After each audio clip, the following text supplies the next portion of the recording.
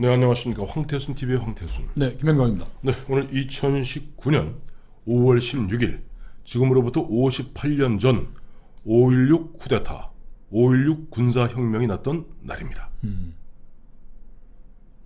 왜 대답이 없어요? 맞습니다. 아니, 빨리. 제가 이렇게 딱 물으면 대부분 여태까지 지금까지 보면 인사청문회에 있으면 꼭 장관 후보자나 국무총리 후보자한테 묻는 거 있죠. 5.16이 혁명이냐 5.16이 쿠데타냐. 답은 간단한데 의외로 답들을 못 하더라고요. 예, 박근혜 대통령 시절에 특히 그게 심했죠. 네, 그래서 뭐 이제 박정희의 딸이니까 네. 그걸 겨냥해서 이제 야당에서 좀 문재인 세력들이 이제 집요하게 물었던 거 아닙니까? 네.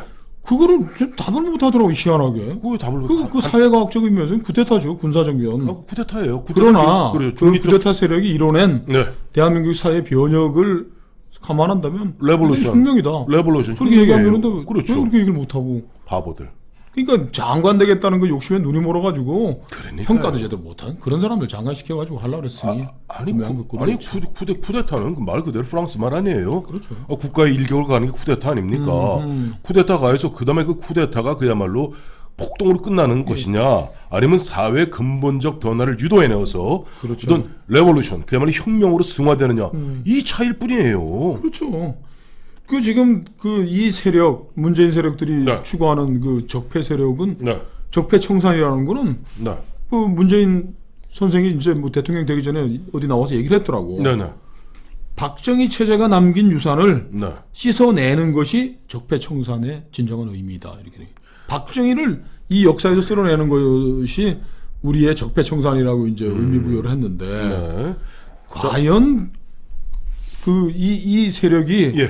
씻어낼 만큼 박정희가 우리 사회에 끼친 영향, 성과 이게 그렇게 간단한 것일까요? 나쁜 성과 많습니다. 왜 멀쩡한 농업 국가를 갖다가 근대화한다고 공장 세워서 환경오염 만듭니까? 라고 좌파들이 얘기할 거예요. 그리고 또 산림 녹화해가지고 말이야 강원도 산불 나게 만들고 왜 그 거의 벌거벗은 저 산 놔두지 그냥 왜 쓸데없이 말이지 나물 온 천재 나물 심어서 푸르게 만들어 갖고 말이야 산불 나게 만들고. 그래 말이야 뭐저 보통 교육을 확산시켜가지고 국민 60-70%가 다 대학에 진학해서 그 헬조선을 만든 그런 나쁜 그 까막눈으로 놔두면 그냥 편하게 살 텐데. 그래서 그 이 문재인 세력은 그 네. 전신인 네. 그 노무현 때도 이제 박정희를 이제 지워버리려고 그때 이제 무지를 김지태 씨가 얘기했던 부일장학회가 이제 부산일보하고 한국문화방송 주식하고 해서 그걸 뺏어가지고 네. 박근혜가 지금 깔고 앉아 있는 게 정수장학회 MBC니까 네. 뭐 이 나쁜 놈이라고 하고 했는데 네. 한 발 더 가서 김지태라는 사람을 이 사람들 의인을 만든 거야. 자 노무현은 김지태와의 개인적인 은원 관계가 있는 거야. 은혜를 받았으니까. 그거는 제가 2012년 그 무렵에 김지태 씨 후손들이 종편에 무지하게 나왔습니다. 그러니까 노무현 때 그 이후에 다시 2012년에 박근혜 당시 후보와 문재인 후보가 싸우지 않습니까? 그때 종편에 앞다투어서 김지태 씨 후손들을 갖다가 냈어요.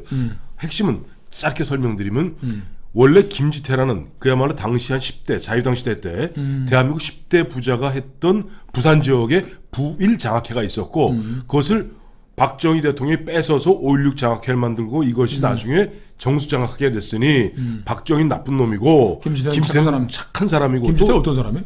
김지태는 한마디로 노무현 그 쩔쩔매고 가난했던 노무현 학생에게 장학금을 준 사람입니다. 그건 착한 일을 했네. 네, 착한 일 했죠. 김지태는요 일제시대 때 부산 상고를 나와서 네. 동양 척식회사에서 잔뼈가 굵었던 사람이고 친일파입니다. 한마디로. 친일파이고 거기에서 그 뭐 조선견적, 한국생사, 삼화고무 같은 그 적산 일본 제국주의가 물러나고 난 뒤에 그 적산을 물려받아 가지고서 한 친일파의 친일 경제인인 거예요. 이거를 자기의 조그만 은원 관계로 더군다나 박정희를 폄훼하기 위해서 김지태를 의인으로 만들어도 김지태라는 사람은 5.16 때 재산 헌납하고도 1970년대 말까지도 떵떵거리면서 행복하게 잘 살았던 사람인 거예요. 그래요. 이게 역사라는 게 뭐 이제 어떻게 평가하느냐에 따라 뭐 이렇게 넘어가기도 저렇게 하지만 이 노무현 문재인 세력들은 자기네들의 주관적인 뭐 은원 관계, 작은 은원 관계지. 그걸 가지고 박정희를 폄하하기 위해서 별의별 짓들을 다 해왔는데 저는 그런 것 같아요. 20세기에 저 대한민국 20세기 해방 이후에 대한민국에 진정한 혁명가가 있었다면 네. 그건 박정희 하나다. 저는 그 말에 동의해요. 네. 사실은 보면은 사실 우리가 보면 20세기 들어갔고는 4.19 혁명이 있었다고 하는데 아니 잠깐만 20세기 들어 10년 만에 나라 뺏겼고 35년이 지났고 그다음에 이승만 정권 들어섰고 그다음에 이승만 정권 무너뜨리는 4.19 학생 의거라 그랬어요. 그때는 그렇죠. 4.19 학생 의거가 있었고 그 1년 9개월 사이에 민주당 장면 정권이 무려 내각이 4번이나 바뀌잖아요. 그렇죠. 심지어는 제가 알기에는 좌파 여러분들께서 그렇게 좀 존중에 맞지 않는 이 장준하 선생 있지 않습니까?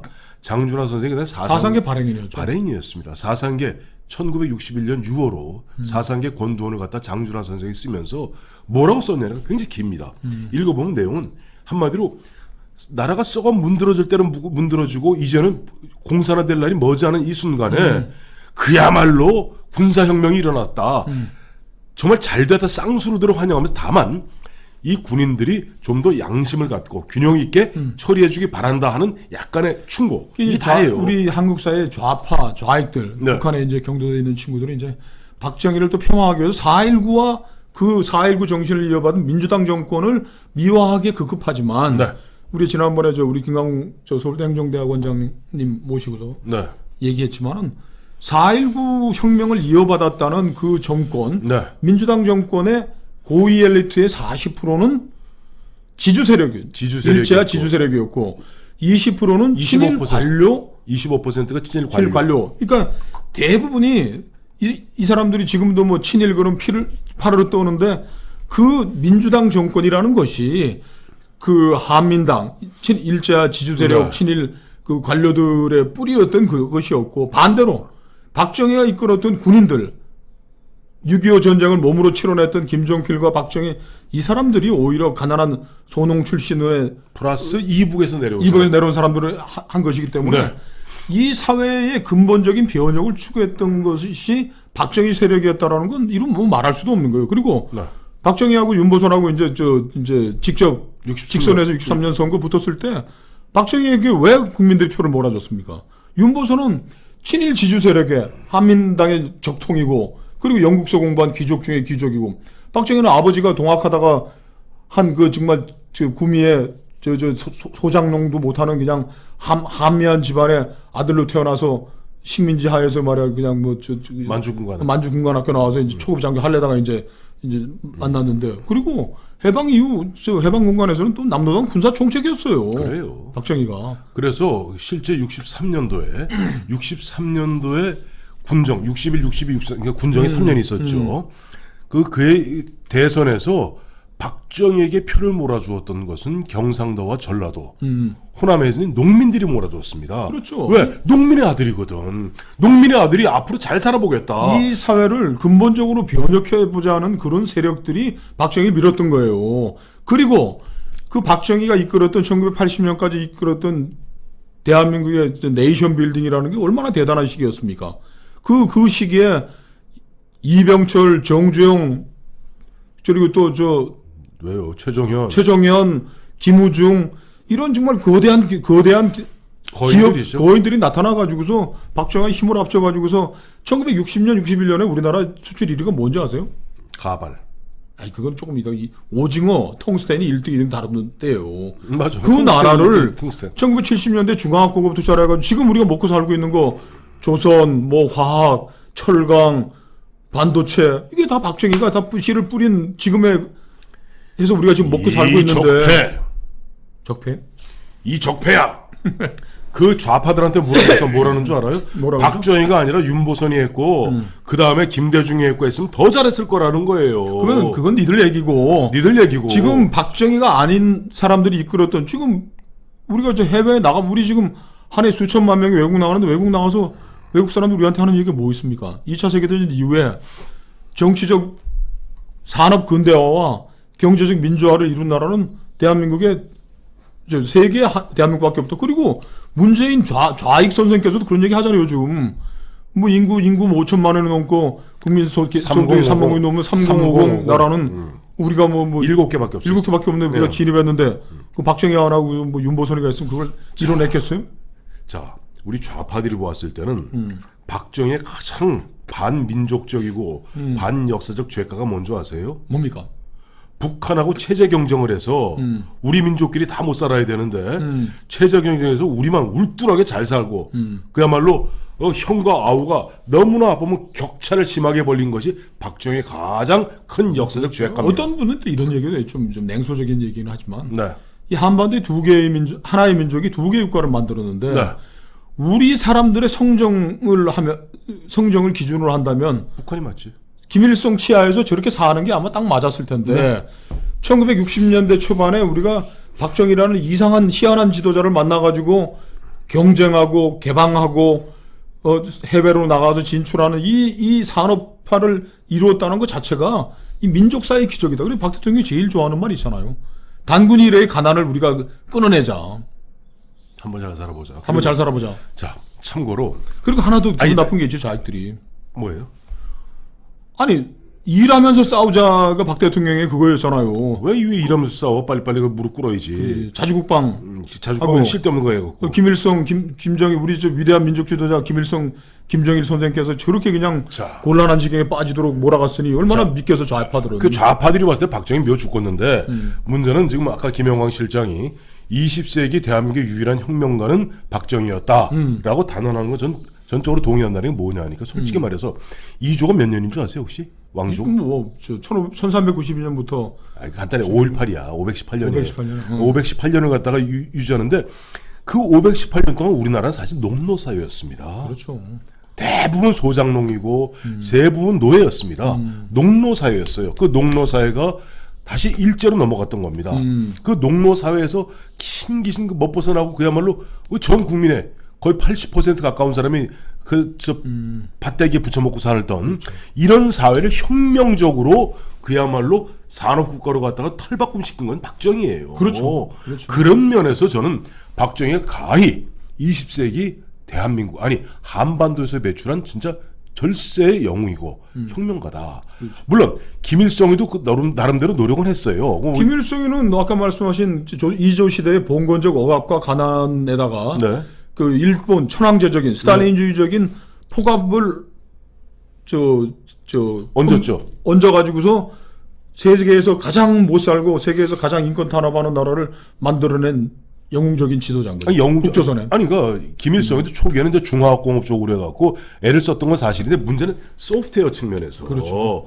아까 말씀하신 대로 농노사회에 지금 북한은 농노사회죠. 여전히 북한 농노사회고 조선의 국왕이 일본의 일왕 천황이 차지하던 그 자리를 갖다 김씨 일가가 차지하는 것 뿐이에요. 그리 변화가 없는 그러니까 거예요. 우리 좌익들은 이제 그쪽을 우리 민족사의 정통성이라고 거기다가 이제 뿌리를 받고 있으니까 네. 박정희가 점점 미울 수밖에 없는 밉지. 거죠. 그러니까 이제 문재인 선생 얘기한 대로 박정희 체제의 유산을 완전히 씻어내겠다라는 이런 과대망상과 시대착오적인 생각을 가지고 있는데 저는 이런 것 같아요. 네. 혁명이라는 게 아주 좋고 명예로운 일에 붙여지는 거지만 네. 뭐 촛불 혁명이라고 말만 하지 말고 도대체 그게 우리 국민들에게 어떤 생활의 향상과 문명의 진전을 가져오는지 행동으로 좀 보여줘요.